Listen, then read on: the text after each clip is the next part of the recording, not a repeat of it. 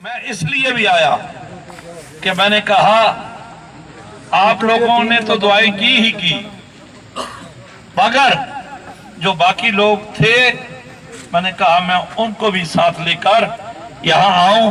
ये आज मैं चरत में गया तो मैंने कहा तो ये फटाफट इन्होंने कहा कि हम आपके,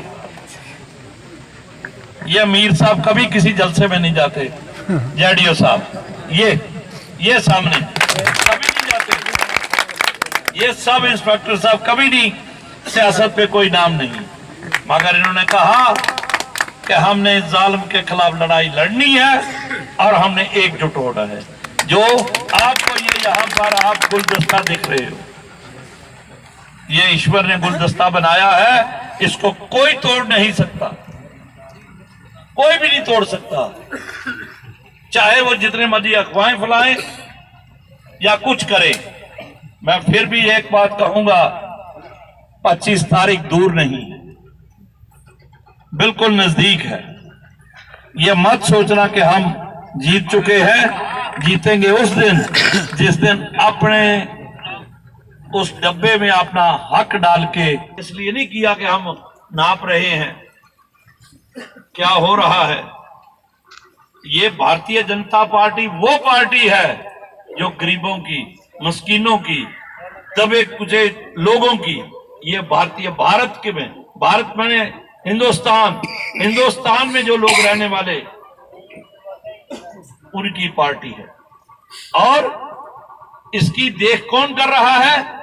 हमारे प्रधानमंत्री श्री नरेंद्र भाई मोदी। जब वो बने थे उन्होंने कहा मेरी सरकार गरीबों की सरकार होगी, उन्होंने कहा ये दबे कुचले लोगों की सरकार होगी, तो उन्होंने करके दिखाया। दोस्तों देखो, दिक्कतें तो बहुत हैं लोगों की, क्योंकि लोग यही कहते हैं भाई 2014 में हमने एक विधायक बनाया था, वो विधायक नहीं मिला बाद में, और मंगू शाह जी जो कुलदीप राज दुबे जी हमारे कैंडिडेट हैं, वो आते रहे, हारने के बाद भी आते रहे, हर महीने हर 2 महीने के बाद हर गांव में चक्कर लगाया, तो बहुत अच्छा माहौल है, लोगों की आशाएं हैं। पर कुलदीप राज दुबे जो गरीबों का मसीहा है, गरीबों की सेवा करते हैं, और लोगों की बड़ी उम्मीदें हैं कि मंगू शाह जी जीतेंगे और जीत के लोगों की सेवा पहले से भी ज़्यादा करेंगे। मुझे तो लगता है लोगों की अच्छी सपोर्ट है, काफ़ी सपोर्ट है। 90% वोट जो जहाँ से हैं भारतीय जनता पार्टी को मिलेंगे और कुलदीप राज दुबे जी को मिलेंगे, और अच्छी लीड से कुलदीप राज दुबे जी जीतेंगे। देखो, 75 साल हो गए हिंदुस्तान को आज़ाद हुए,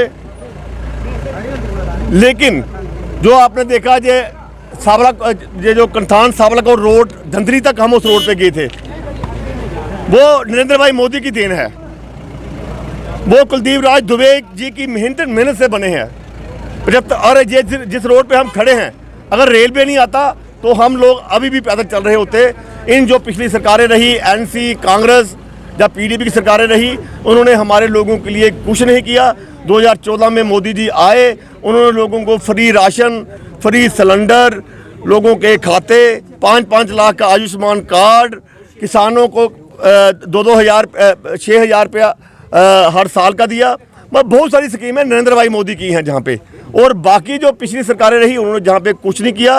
और नरेंद्र भाई मोदी की सरकार में आपने देखा कैसे अमन से लोग रह रहे हैं, कोई पत्थरबाज नहीं, कोई शरारत नहीं। हम सुनते थे बरसात का मौसम जब भी आता था तो लोगों में दहशत होती थी, कोई पत्थर फेंकता था, कोई कुछ लोग बड़े डरे रहते, रात को रखवाली करते थे घरों की।